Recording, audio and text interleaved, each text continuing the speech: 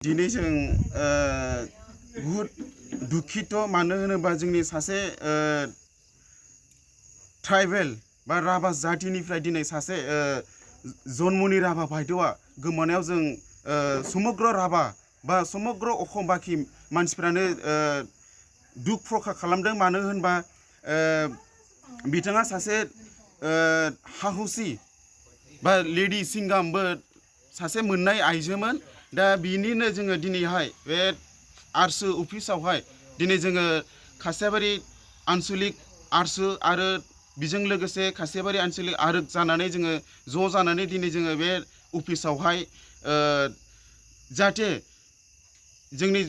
जुनमुनि राभानि आत्माया जाहाथे सोरगोआव आलो गोजोनै थानो मोनथों बिनिनो जोङो दिनै बे अफिसावहाय केन्डेल लाइटिंखौ लानाय जादों बेजों लोगोसे जों मोनसे गोजोननायखौ जों फोरमायनो नागिरदों गोबाव समनिफ्राय जों जिथु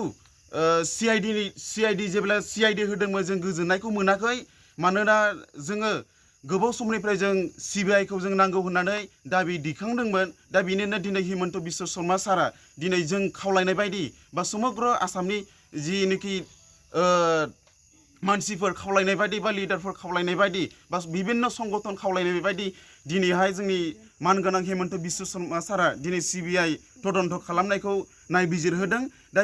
बिनिनो लानानै जोङो दिनै सन्तुष्ट जाहाथे जन्मनि राभानि न'खर आरो जन्मनि राभानि जि थासारि बे थासारिया बुहुद दुखुनांथाव मानो होनोबा दिनै जन्मनि राभानि न'खरा दिनै सारादु खुंनोबो थाखा गैया दा बिनिनो बिसोरो दिनैसिमबो बै थाखाखौबो बिसोरो नांगौ होननानै दिनै माबा खालामाखैखौनो ओंखायनो जोङो बे खोथाखौनो जोंनि मेसेज होनो सानदों जे हिमन्त बिश्व शर्मानो जाहाथे जन्मनि राभानि जिउमानि थाखाय आलो गोजोननि थाखाय बा न'खरनि गोजोननि थाखाय जाहाथे सिबिआइ तदन्त जाहाथे बै दायनिगिरिफोरखौ थाबैनो जाहाथे हमनानै नायबिजिरनानै जाहाथे सास्ति होयो जादों बेखौनो दिनै मिडियानि गेजेराव बेखौनो जों फोरमायनो सानदों।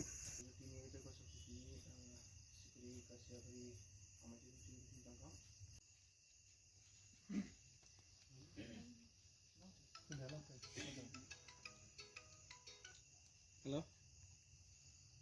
हेलो हेलो अच्छा अशोक से अच्छा किसी ने बोला